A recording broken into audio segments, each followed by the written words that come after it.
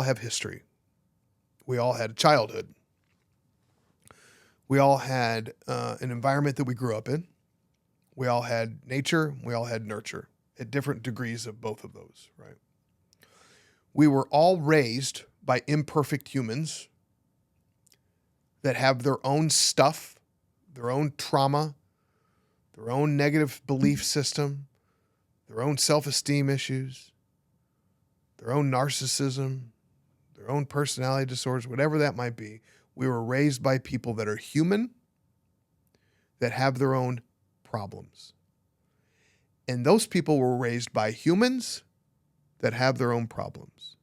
And those people, and those people, and those people. So generationally, nobody has been reared by somebody that is perfect. If I were perfect, I would not be human. That is part of the human experience, is imperfection. The issue is that when we are born, up until we're around the ages of 12 or so, 11, 12, we are little narcissists, little self-entitled, emotional creatures that everything is about us. That's just the nature of being a kid. Kids are supposed to be that way. Everything is about them. The world revolves around those little children. And what they do, they say all unconsciously, that person that's raising me is perfect. Whatever they say is the truth. I make everything about me. Nothing can be about them. They don't have the ability to say, wow, you're damaged yourself, or you're a jerk, or this or that, right? Not in early childhood. Everything is about them. So you're perfect. There's a problem with me. Automatically, from the very beginning of life, we start feeling this way, especially when we're raised by people that really don't support emotional intelligence and say, hey, tell me how you're feeling today and what's going on and how was your day and what are you thinking and what's your inner world like? None of us were raised by people like that. We just weren't that emotionally conscious. We're starting to get that way. I truly believe my 15-year-old daughter's generation is going to be that way.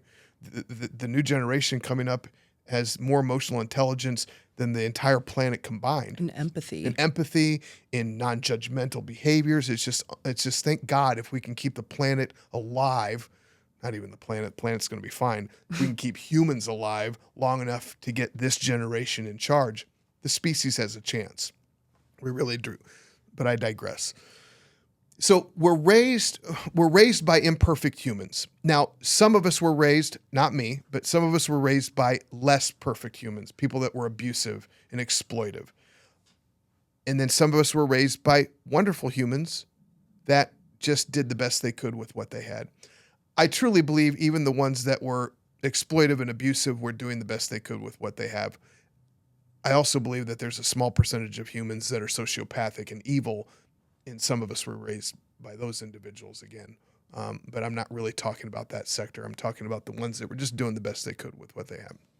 If a parent is not setting the correct intention about their behaviors, the child is going to make up their own intention, okay? And it is our job as parents to create the proper intention and expectation. This is what I mean by this. This is what I'm trying to say to you. I don't want you to misinterpret what you're experiencing here. I want you to have the correct interpretation. Because if they don't, then the kid's going to make it about them, and a lot of times they're going to feel less than and not good enough. So let's say I've got this feeling of not being good enough as a kid. And my parents aren't doing anything out of the ordinary, but maybe they're just not paying attention to me a lot of the time because they're working and they're trying to support the family, and I keep building this feeling of being not good enough. And then all of a sudden, when I'm around 11, 12 years old, I start noticing that my parents are changing. And I start noticing that they're doing things that don't make sense. And I'm starting noticing that they're just not as cool and nice as they used to be. And I'm starting to notice that they make mistakes. And now they're not telling the truth all the time. And now they're being hypocritical. And now they're being judgmental. Now I'm becoming a teenager and my parents are really pissing me off. Now they're starting to hold more boundaries with me and tell me no, and I'm not allowed to speak my truth and speak my mind. Well, guess what? Your parent hasn't changed. You're getting an accurate interpretation of them now that you're getting older. You're taking them off of that pedestal and you're starting to humanize them. And the humanization of that is hard because we're taking a deity, a parent, thinking that they're God, and now we're making them human.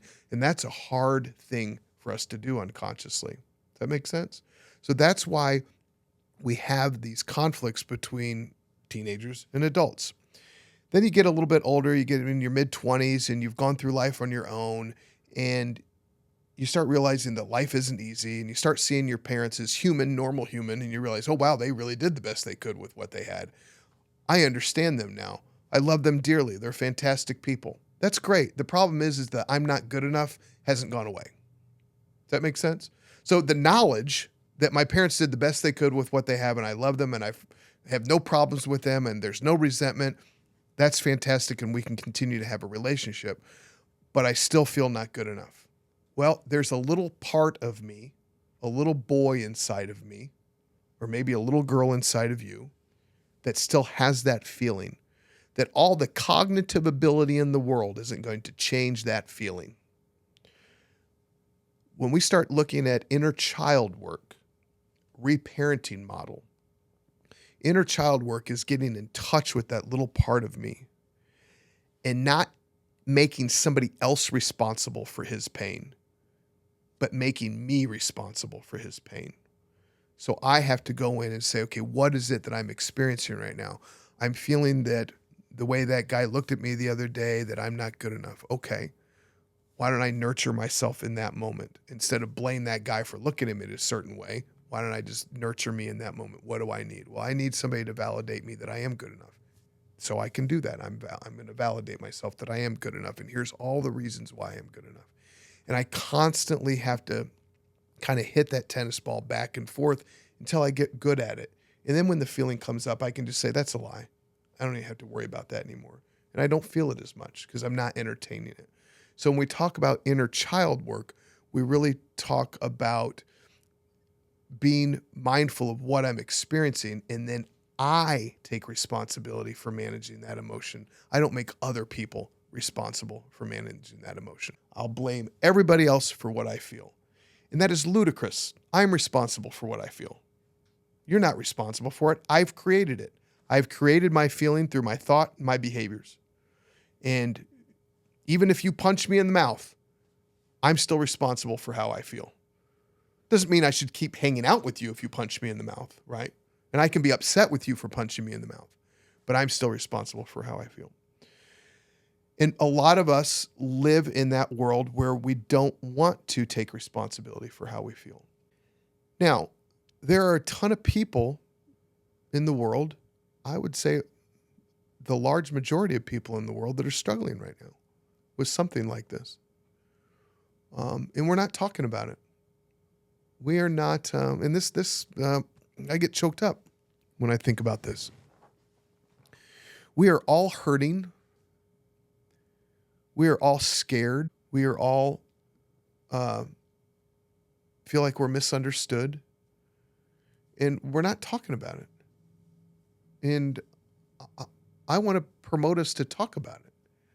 I want us to be able to sit down and have a conversation with somebody that we typically wouldn't sit down and have a conversation with, and recognize you were raised by imperfect humans.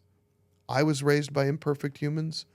I'm imperfect, and I've been raising humans that are going to be imperfect humans. And there's no shame in that. We are evolving as a species. We are learning as we go. Nobody knows what the hell's going on.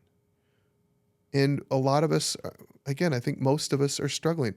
And I don't even think this has to do with socioeconomic status. I work with very wealthy people, and they're struggling just as much as people that have no resources. I think resources help, but they don't fix the problem that you and I are talking about. They help fix the problem that you and I are talking about. With more resources, you get better services, of course. But I wish we would be more mindful of one another's pain. I wish our system would promote uh, emotional healing. I wish our system would promote emotional intelligence. I wish our system would maybe not monetarily compensate, but would at least validate people that are trying to work on their emotional health more so, instead of it being something that we're doing in the shadows. The capitalistic society, even though I profit from capitalism, I'm a capitalist, uh, doesn't work really well if everybody's emotionally healthy. I don't need a lot of stuff if I'm confident in who I am. Capitalism built on fear and shame. Hey, buy this new car. All the girls will like you. Hey, drink this beer. You'll look cool. Hey, buy this new t-shirt. You'll show off your muscles. All of these different things that they promote is they benefit from our insecurity. And I benefit from people's insecurity. So not just they. I mean, I benefit too. I'm a therapist. But if people were emotionally healthy, there would not be as much, how would I say this? We just wouldn't buy as much crap. And we would also be harder to control. It's sad. Because there's somebody somewhere right now watching this that probably doesn't have a lot of hope.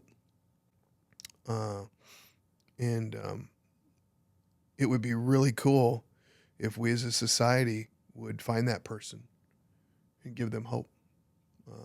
Because we need everybody to figure this out. If not, we are screwed. We are screwed. Just the human nature. Kind of ominous, but we need emotional intelligence to figure our way out of this. Intellectual intelligence is not going to fix this problem that we have in our world today. Emotional intelligence is. And until we become emotionally intelligent as a species, I'm worried. If you can invest any amount of resources into one thing to help the entire planet, it would be to invest resources into becoming as emotionally intelligent as you possibly can. That is what we all need. I need it. Everybody else that I know needs it. I'm not saying that I am an emotional intelligent guru. I am an imperfect human trying to figure this out. But I know that that's what I need.